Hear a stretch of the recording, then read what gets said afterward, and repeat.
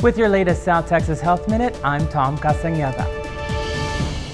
Back pain is the single leading cause of disability globally, preventing many from engaging in work and other everyday activities. In the U.S. alone, nearly 65 million Americans have reported a recent episode of back pain, while some 16 million adults report chronic or persistent back pain. One of the best ways to prevent back pain is to keep your back muscles strong. Here are some ways to help protect your back and prevent back pain. Do back strengthening and stretching exercises at least 2 days a week. Maintain proper posture. If you're lifting a heavy object, bend your knees and keep your back straight, letting your leg muscles do most of the work. Sleep on a mattress of medium firmness to minimize any curve in your spine. And being overweight can strain your back, so get active and eat healthy. Chronic back pain can negatively affect your quality of life or lead to future disability, so it's important to see your doctor before the pain worsens. If you are experiencing chronic back pain, speak with your doctor about your treatment options. For more information, visit southtexashealthsystem.com.